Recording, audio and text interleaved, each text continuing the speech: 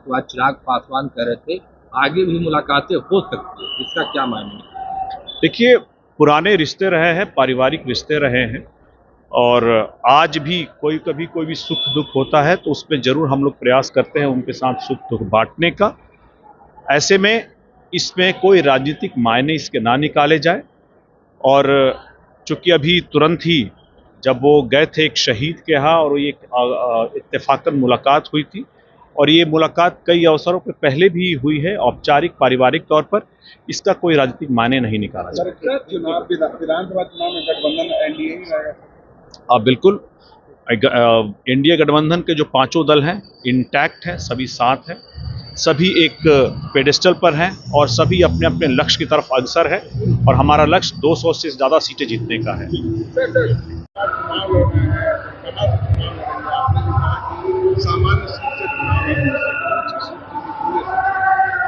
देखिए, चिराग पासवान जी ने हमेशा कहा है कि बिहार उनकी राजनीति का केंद्र है, बिहार उनकी राजनीति का आधार है, और बिहार और बिहारियों का विकास उनकी प्राथमिकताओं में है।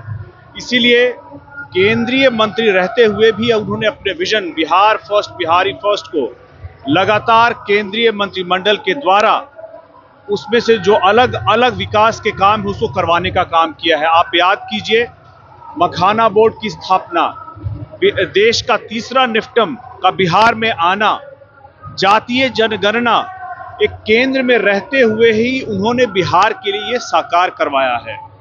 अभी बायर सेलर मीट भी हुआ था जिसमें बिहार से अब बाहर के लोग डायरेक्टली किसानों से खरीद पाएंगे, किसानों को इसका सीधा लाभ मिलेगा।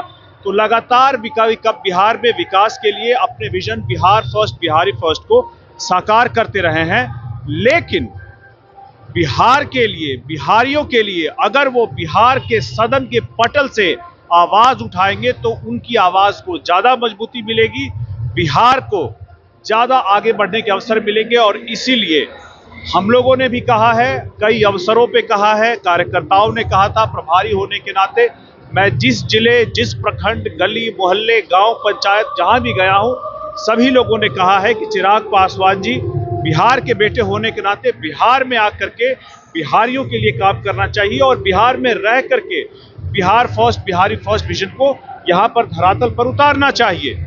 ऐसे में उन्होंने, हम लोगों ने 2016 मई को जो पार्टी की तरफ से प्रस्तावना गया था कि आपको बिहार से चुनाव लड़ने के बारे में सोचना चाहिए, उस पर वो गंभीरता से विचार कर रहे हैं। और चूंकि आप हर समाज के, हर वर्ग के, हर तबके के नेता हैं, तो बेहतर रहेगा कि इस बार आप किसी आरक्षित सीट से चुनाव लड़ने के बजाय आप सामान्य सीट से चुनाव लड़े, ताकि बिहार के सभी वर्गों में, सभी तबके में, हर समाज में ये संदेश जाए कि चिराग पासवान जी बिहार में सभी के हैं और सभी के लिए काम करेंगे। बिहार बदलने की बात कर रहे हैं कि चिराग पासवान बिहार को बदलेंगे, स्वास्थ्य व्यवस्था पलायन हो तभी चिराग पासवान ही करेंगे। क्या अभी स्वास्थ्य व्यवस्था सही नहीं है? क्या अभी पलायन नहीं हो पा रहा? 2005 में जब से नीतीश कुमार जी ने बिहार की बागडोर को संभाला है, उसके बाद से जंगल राज से निकाल करके ले आए हैं, और आज बिहार और जितने भी बिहारी हैं अभी बड़ी ही उम्मीद के साथ उन्होंने जो विकास किया है यहाँ तक ला करके दिया है, जहाँ पर अपराध मुक्त करने का प्रयास हो, भय मुक्त करने का प्रयास हो, अलग अलग लोगों को यहाँ पर व्यवसाय, काम, हर चीजों से जो पहले बिहार में लालू राज में नहीं होते थे वहां लेकर के आए हैं। यहां से आगे लेकर के चलने के लिए एक युवा शक्ति की जरूरत है, जो नीतीश कुमार जी के, नरेंद्र मोदी जी के और एनडीए के सपनों को आगे ले जा सके।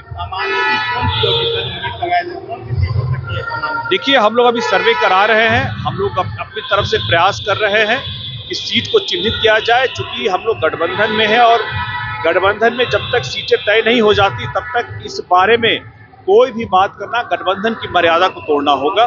तो हम लोग एक बार आपस में तय हो जाएगा तो आपको भी बता देंगे।